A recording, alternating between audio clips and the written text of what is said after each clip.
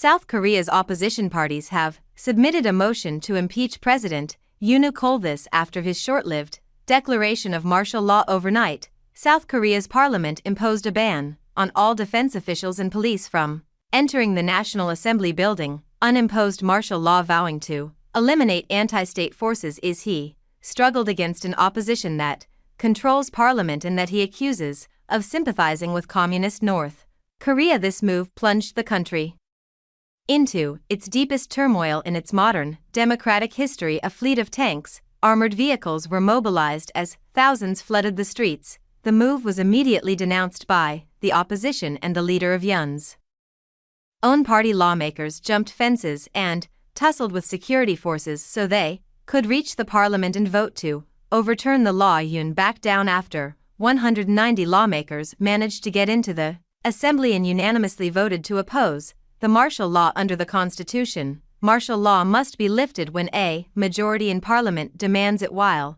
announcing his plan to lift martial law, Yoon continued to criticize parliament's attempts to impeach key government officials and senior prosecutors and lawmakers.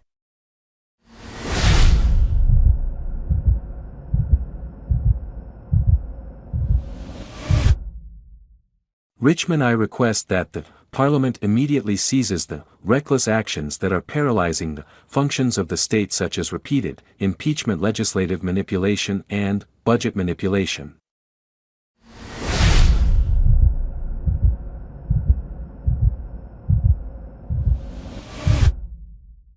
The Yutan UN prompted celebrations among protesters outside Parliament who've been braving the freezing temperatures. The president's surprising move harkened back to an era of authoritarian leaders that the country had not seen since the 1980s. Meanwhile, despite South Korea being a major ally for the United States in Asia, Washington said it was not given advance notice of Yoon's plan to impose martial law. We are relieved President Yoon has reversed course on his concerning declaration of martial law and respected our National Assembly's vote to end it. That's what a National Security Council spokesperson said. On the other hand, UK and Japan said they were closely monitoring the developments. China, key ally of North Korea, urged its nationals in the South to stay calm and exercise caution.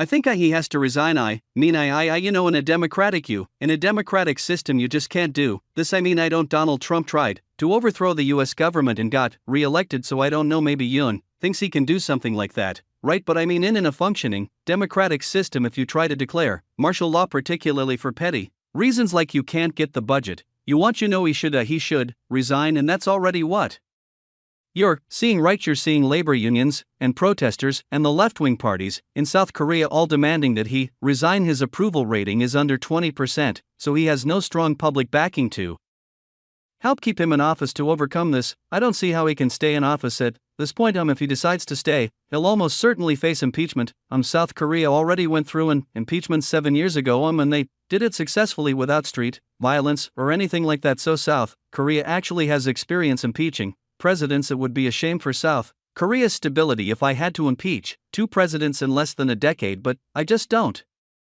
see what alternative there is at this point.